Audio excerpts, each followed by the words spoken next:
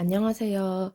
오늘 소개할 책은 일본 근대문학의 대표 작가인 나스메 소세키의 마음이라는 작품입니다.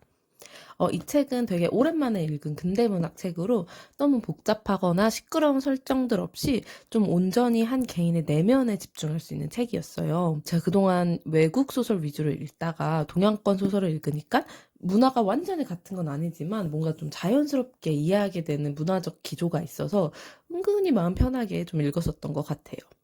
이 책을 쓴 작가인 나스메 소세키는 일본의 메이지 시대의 대표적인 작가로 손꼽히는 사람입니다.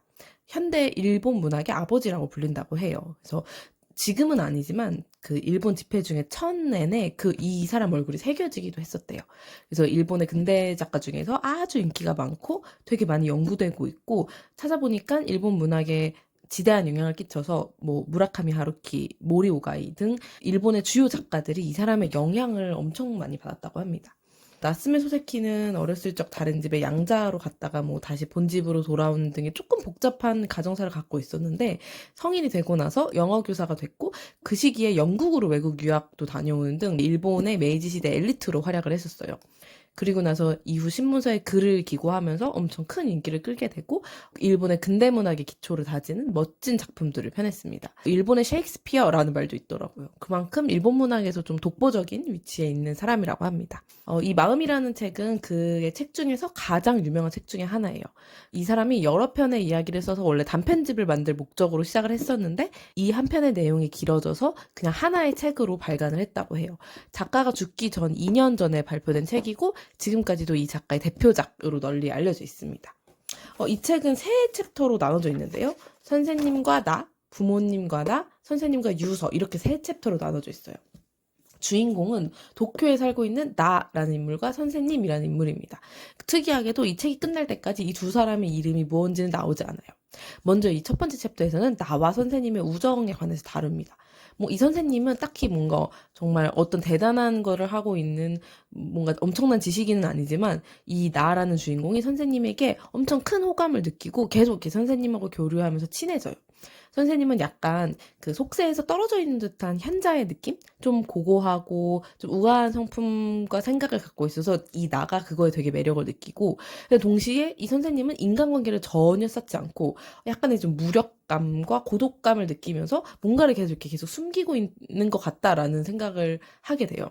그래서 이 나라는 주인공은 선생님이 이런 성격과 삶을 가지게 된 것이 어디에서 비롯된 건지 되게 궁금해하고, 그리고 이 나가 이 선생님하고 친해지는 과정에서 선생님의 부인하고도 신분을 쌓는데 그 부인조차도 이 선생님의 고독이 어디서 온 건지, 왜 스스로를 세상과 단절시켜 외로운 삶을 살아가는 것인지 알 수 없다는 거를 나가 알게 됩니다. 그러다가 이 나라는 주인공의 아픈 아버지의 병세가 악화되면서 이 나가 도쿄에 있었는데 시골에 있는 본가로 내려가서 지내게 돼요. 이게 이제 두 번째 챕터인 부모님과 나 부분이에요. 그래서 이 과정에서 주인공은 자신과 다르게 옛날 사고방식과 생각을 가지고 세간의 평판이나 취업이나 이런 현실적인 것들에 좀 초점을 두면서 살아가는 부모님과 심리적인 갈등을 가지게 됩니다. 그러면서 자기가 속한 곳이 도시인 것인지, 과거의 생각과 관습을 가진 부모님과 자신이 무엇이 다른 건지, 그렇게 자기 자아에 대해서 좀 고민을 하고요. 그러면서 이 아버지의 병환이 좀 중해지면서 아버지의 죽음을 계속 이렇게 준비를 합니다. 그렇게 이제 시골에 부모님과 같이 있었던 주인공이 이 선생님으로부터 아주 장문의 긴 편지를 하나 받게 돼요. 바로 이 선생님의 유서였어요. 그래서 이거에 대한 내용이 바로 마지막 챕터인 선생님과 유서 부분이에요. 그래서 이 편지에서 선생님은 나에게 그동안 이제 부인을 비롯한 아무에게도 털어놓지 않았던 자신이 왜 고독한 삶을 살아가는지, 왜 유서를 남기고 세상을 뜨는지 그 과거에 있었던 이야기를 이 주인공에게 솔직하게 말해줍니다. 이 부분이 저는 정말 이 책의 하이라이트 부분이라고 생각해요. 선생님은 어렸을 때 부모님이 돌아가시면서 이 숙부를 비롯한 친척들에게 부모님의 유산을 다 뺏깁니다. 그래서 이 과정에서 아무리 가까운 가족이라고 해도 다른 사람을 신뢰할 수 없게 되고 타인과 교류하는 것 자체를 엄청 경계하게 돼요. 이후 학교를 다니면서 하숙을 하다가 하숙집의 딸을 좋아하게 됩니다. 그래서 이 마음을 스스로 인정하지만 용기를 내지 못한 채 막 전전긍긍 하는 장면들이 나와요. 그러다가 이 선생님은 자신의 친구 K의 딱한 사정을 알고 K와 함께 하숙 생활을 하게 됩니다. 이 과정에서 선생님은 K를 구원해주고 인도해주는 것 같다는 우월감을 좀 느끼죠. 근데 그러다가 이 K도 하숙집의 딸을 좋아한다는 걸 알게 됩니다. 그래서 이 선생님은 이 K한테 열등감을 느끼고 아무것도 하지 않은 자신을 좀 혐오하는 등 계속해서 이 선생님 안에서 자아 갈등을 이어가요. 그러다가 결국 K한테 말하지 않고 비겁한 방법으로 이 하숙집의 딸과 결혼을 약속하게 됩니다.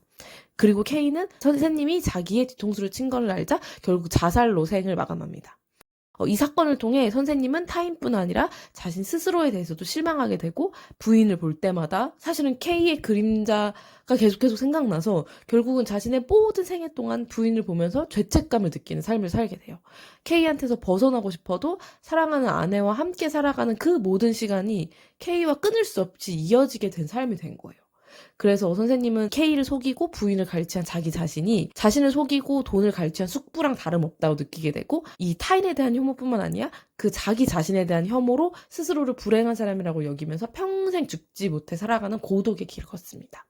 개인적으로 이 책을 읽으면서 선생님이 먼저 이제 타인을 믿지 못하게 된 스토리와 이후에 자기 스스로도 믿지 못하게 돼서 결국 아무것도 신뢰하지 못하고 모두에게 실망만 하며 스스로를 평생 이제 죄책감과 고독의 감옥에 가둔 구성이 정말 인상 깊었던 것 같아요. 근데 이제 막상 책을 딱 덮고 나니까 제가 머릿속에 제일 많이 든 생각은 이 자아의 갈등과 책의 제목인 마음과 연결되는 그 선생님이나 나의 내면의 내용이 아니라 약간 뜬금없을 수도 있지만 일본의 천황 문화란 무엇인 것일까 하는 것이었어요. 이 책에서 천황의 죽음은 주인공인 나에게도 엄청 충격적이지만 근본적으로 나의 아버지와 선생님이 드라마틱한 변화를 맞이하게 한 중요한 이벤트의 역할을 해요. 그 주인공의 아버지는 신이라고 생각했던 천황도 죽음을 피할 수 없었으니 나의 죽음도 이제 코앞으로 다가왔다라고 생각하고 병세가 급격히 악화되고 메이지 천황의 죽음에 그 엄청 유명한 육군 노기 대장이라는 사람이 천황을 따라 죽거든요. 이 선생님은 그 죽음을 계기로 메이지 시대의 산물인 자신의 시대가 끝났다고 느끼면서 내가 이제 진짜 자살해야겠다라고 이제 마음을 굳힙니다. 그래서 이 부분을 좀 한번 읽어드릴게요. 기억해주게. 나는 이런 식으로 살아온 거네. 가마쿠라에서 처음 자네를 만났을 때도 자네와 함께 교회를 상부했을 때도 내 마음에 큰 변화는 없었네. 내 뒤에는 늘 검은 그림자가 따라다녔지. 나는 아내를 위해 목숨을 질질 끌며 세상을 걸어온 것이나 다름없어. 그런데 여름 더위가 한창 기승을 부릴 때 메이지 천황이 서거했네. 그때 나는 메이지의 정신이 천황으로 시작되어 천황으로 끝났다는 생각이 들더군. 메이지의 영향을 가장 강하게 받은 우리가 그 후에 살아남는 건 결국 시대에 뒤처진 것이라는 느낌이 강렬하게 내 가슴을 쳤네. 나는 분명히 아내에게 이렇게 말했지. 아내는 웃으면서 상대해주지 않았지만 무슨 생각을 한 건지 갑자기 나에게 그럼 순사라도 하면 되지 않겠느냐고 놀리더군. 나는 순사라는 말을 거의 잊고 있었네. 아내의 농담을 듣고 비로소 그걸 떠올렸을 때 나는 아내에게 만약 내가 순사한다면 메이지의 정신에 순사하는 거라고 대답했지. 물론 내 대답도 농담에 지나지 않았지만 나는 그때 어쩐지 낡고 불필요한 말에 새로운 의미를 담을 수 있었다는 기분이 들었네. 그리고 나서 한 달쯤 지났지. 천황의 장례식이 치러진 날 밤 나는 여느 때처럼 서자에 앉아 예포 소리를 들었네. 나에게는 그것이 메이지 시대가 영원히 사라졌음을 알리는 소리로 들렸지. 나중에 생각하니 노기대장이 영원히 떠난 것을 알리는 소리이기도 했네. 나는 호해를 듣고 무심코 아내에게 순사다, 순사다 하고 말했지. 나는 신문에서 노기대장이 죽기 전에 써서 남긴 글을 읽었네. 세인한 전쟁 때 적에게 깃발을 빼앗긴 일에 사죄하기 위해 죽자 하면서도 지금까지 살아왔다는 의미의 구절을 보았을 때 나는 무심코 손가락을 꼽아 노기씨가 죽을 각오로 살아온 세월을 헤아려 보았지. 세인한 전쟁은 1877년에 일어났으니 1912년까지 35년의 거리가 있네.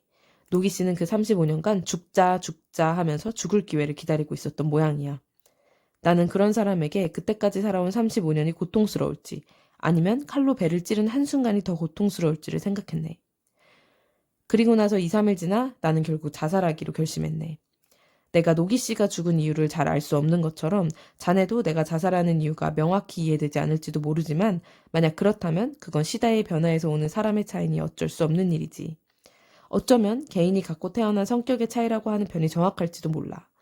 나는 내가 할 수 있는 한 이 불가사의한 나라는 인간을 자네가 이해할 수 있도록 지금까지 쓴 글에서 최선을 다했다고 생각하네. 제가 요새 한국 책보다 외국 책들을 좀 더 많이 읽으면서 영어에서 한국어로 번역된 번역체에 익숙해지고 각주를 통해서 그 타 문화의 말장난이나 그 문화를 책 속에서 어떤 상징으로 썼는지 좀 더듬더듬 이해하고 있었던 것 같아요. 그래서 사실 이 책을 시작할 때는 반대로 마음이 엄청 편했어요. 기본적으로 아까 말했듯이 동아시아권 문화기도 하고 옛날이기는 해도 그 시대를 상상하는 것 자체가 막 어렵지는 않으니까요.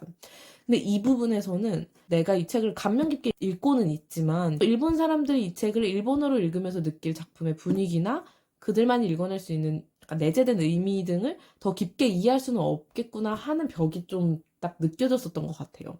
일본의 정서를 좀 더 잘 알면 이 천황의 죽음이 왜 이렇게까지 이 사람들에게 충격적이고 일본 사람들이 메이지 시대의 일본 제국의 번영에 대해서 그것이 끝났다고 여겨졌을 때 느낀 그 상실감에 대해서 좀 더 잘 알았다면 이 책을 스토리와 사건 기반으로 이해하는 것이 아니라 더 나아가서 그 나라는 사람이 겪고 있는 시대적 갈등을 표현하지 않은 부분까지도 느끼게 되고 선생님이란 사람이 그 몇십 년 동안 겪어온 그 자기 혐오와 우울의 염증을 그 자살로 끝내는 그 과정에서 좀 더 그 선생님의 내면을 근본적으로 이해하고 그 경험을 공유하지 않았을까 해요. 그래서 뭔가 시간과가 여건이 된다면 제일 우리나라와 가깝지만 어떻게 보면 제일 멀게도 느껴지는 이 일본이라는 나라의 역사와 문화 그리고 또 그 문학에 깔린 정서에 대해서 좀 공부해보고 싶다라는 생각이 들었던 것 같아요.